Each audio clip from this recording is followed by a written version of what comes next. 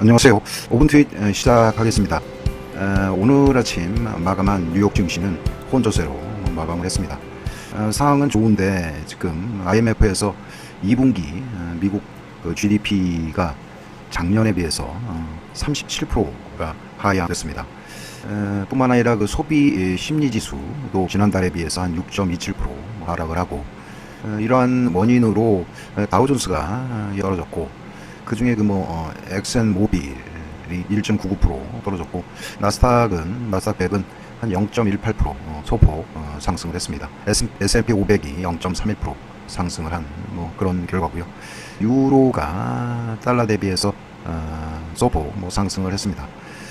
지금 그 2분기 미국의 GDP가 예상은 했었는데 IMF에서 37% 정도 하향을 했다, 이런 뉴스가 있고, 물론 다 예측을 한 그런 상황이기 때문에 앞으로 3분기가 시작되는 이번 7월이죠. 7월부터는 좀 개선이 이루어져야 3, 4분기 어떤 V자 반등을 기대할 수 있고, 옥토버 서프라이즈, 그러니까 10월 달에 어떤 그 서프라이즈한 어떤 이슈들 중에 뉴욕 증시, 나스닥이 중요한 이슈가 될 수 있는데, 7월을 시작한 3분기 시작 시점에 소비심리 지수가 지난달에 비해서 6.27% 하락했다는 것은 트럼프에게 있어서도 다소 부정적인 그런 지수가 발표가 됐다, 이렇게 볼 수가 있고요.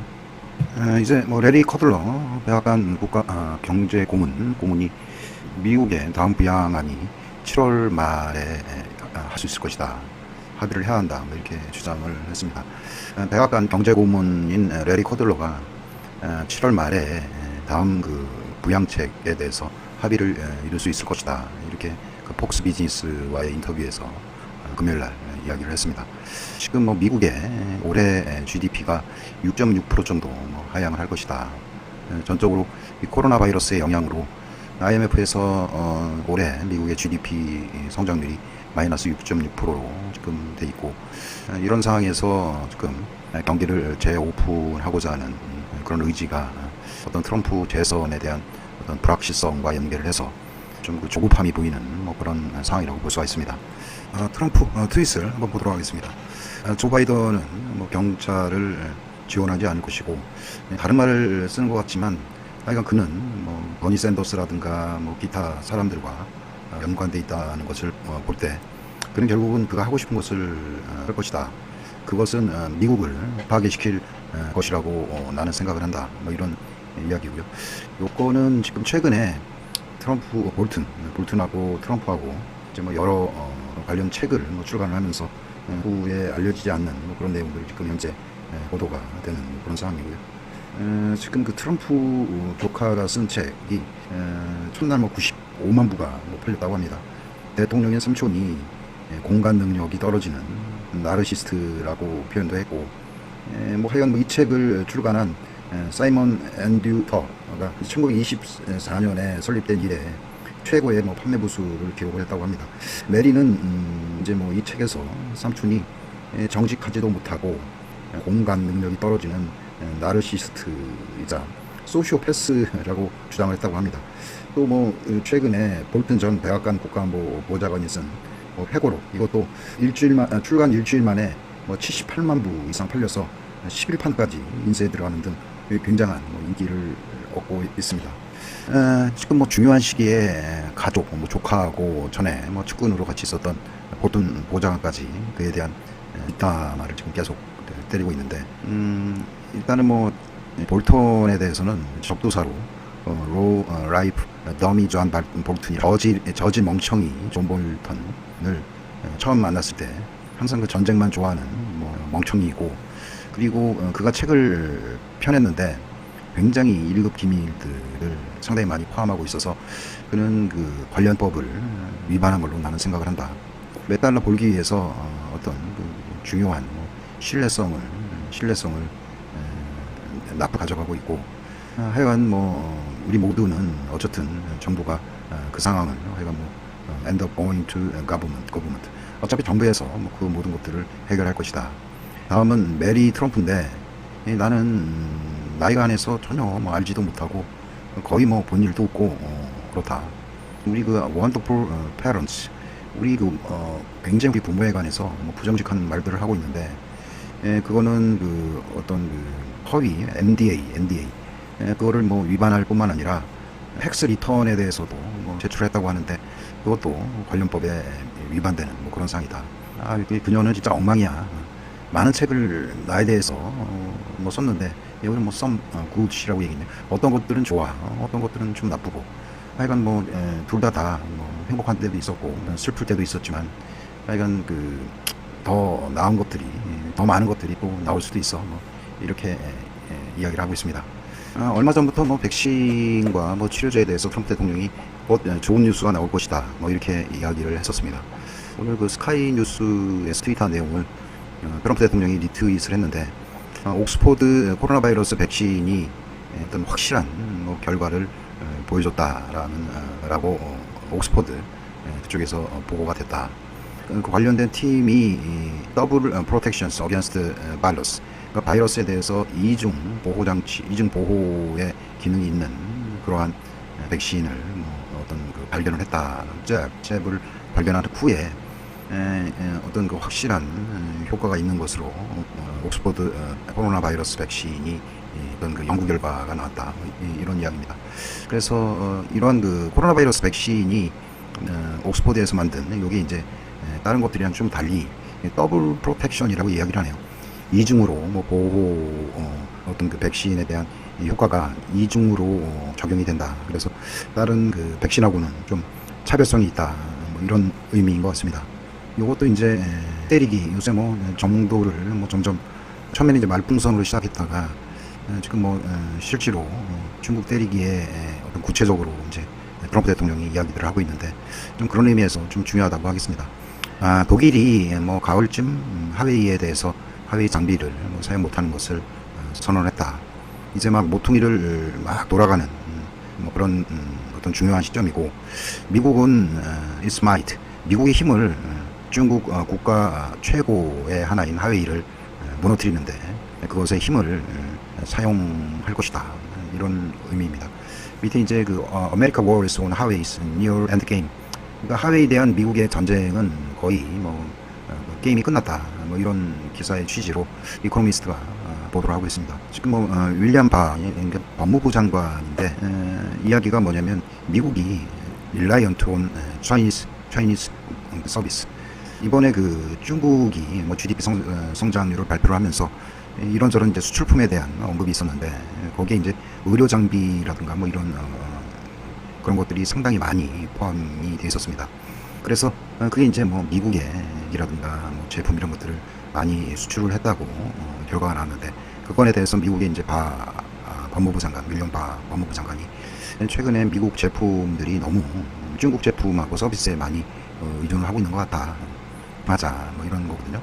되게 이제 마스크, 호흡기, 그 다음에 뭐 이런 의료 장비 기기들이 뭐 대다수라고 생각을 합니다.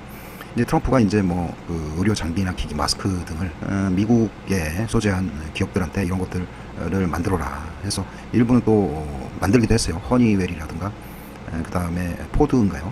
거기서 G죠. 거기서 일부 마스크하고 뭐 호흡기를 납품을 해서 국민들한테 꼭 필요한 제조 부분은 중국의 값싼 제품을 사는 게 아니라 실제로 미국 땅에서 공장을 짓고 생산을 해라.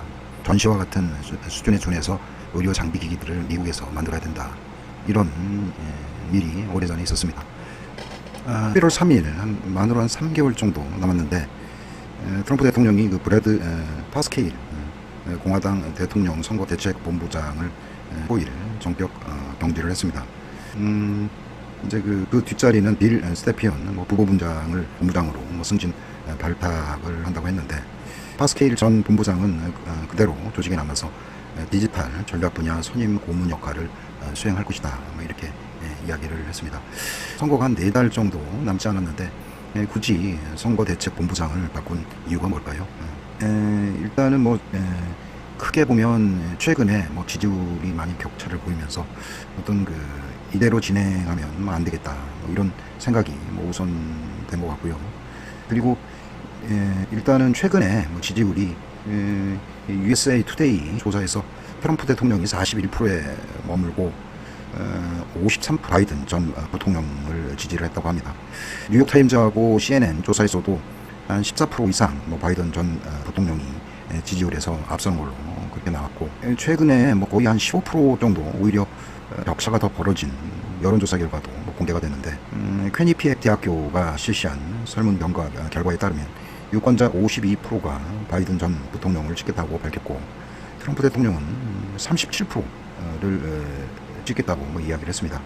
최근에 그 퀘니피액 대학교의 설문조사에 의하면 트럼프 대통령이 한 15% 정도 지지율이 더 벌어진 걸로 이렇게 결과가 나오면서, 이제 또 일단 이대로 선거를 끌고 가는 것보다 적절하게 분위기를 좀 쇄신을 하고, 그 다음에 이제 중요한 거는 앞으로 4개월 동안 많은 것들을 지금 시행을 해야 되고, 지금 지지율이 최소한 지금 한 7월 달이면 벌써 3분기거든요. 그가 강조했던 3분기의 경제의 어떤 V자 반등을 통해서 주요 지표의 어떤 개선 효과가 3분기 말에 데이터화되는 10월에는 나타나야 그의 어떤 재선과 뒤에 청신호가 켜질 수 있다, 이런 생각을 해보는데, 하여간 아직은 시간이 좀 충분하다, 이런 생각을 해서 어떤 선거 대책 본부장을 이번에 경질한 것으로 그렇게 보여집니다.